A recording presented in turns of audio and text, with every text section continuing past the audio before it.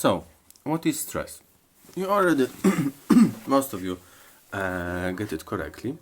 However, just to make sure that everybody have it. So we have stress. What is stress? Stress is relative to the load applied and to the surface area. So the bigger the surface and the smaller the load, yes, the bigger the surface and the smaller the load, the smaller the stress. The smaller the surface, the bigger the load, the bigger is stress. So you can think about such situation that you have, for example, huge boots, yes, and you are standing on those huge boots, and you are trying to stand on, let's say, some soft wooden table. Yes, you are standing with this on these huge boots on the soft wooden table. Yes, this table would probably. I did not intended to do it. Never mind. So this would probably survive you.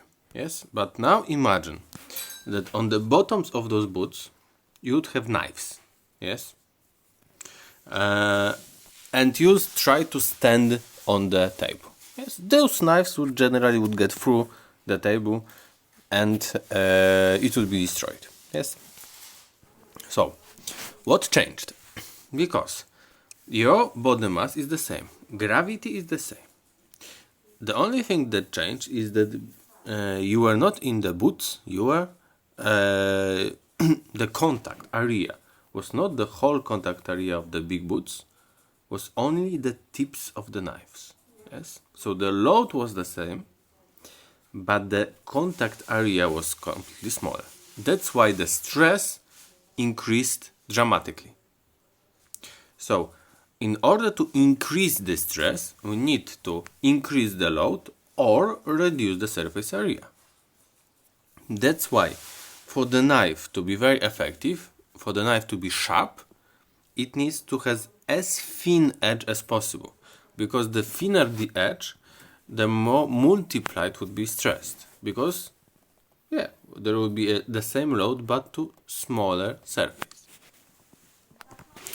In order to reduce the stress, we need to increase the surface area of loading or reduce the load. These are two possibilities.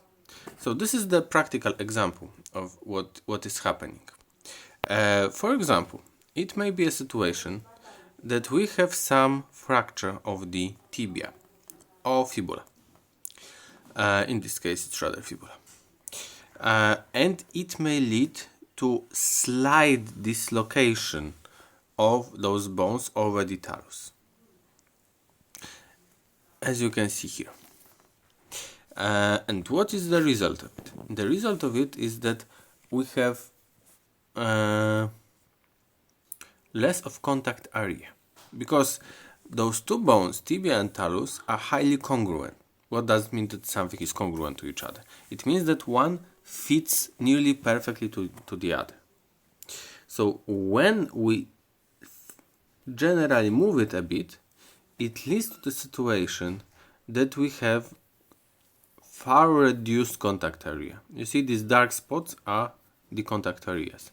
On the top is normal one, on the bottom is after such fracture. So when we have this contact area so much reduced, roughly speaking 2 times, it leads to the situation that the stress would increase. Think for a moment how much it would increase in this situation. Okay, the stress would increase something like 2 times. Yes, so when the surface area drops 2 times, the load becomes is the same, yes, because we are still weighting the same. The stress could increase 2 times when surface area would be reduced. This is idea about the stress. So what is strain? Strain is very much related. So we have some force that is acting on somebody, the same. But in the strain, we are primarily focused on the change in shape. So when the shape is changed, we are talking about strain. So strain is change in height to original height in this particular case, yes? But the critical thing is, we apply some force, and this application of force leads to change in shape, and this is strain.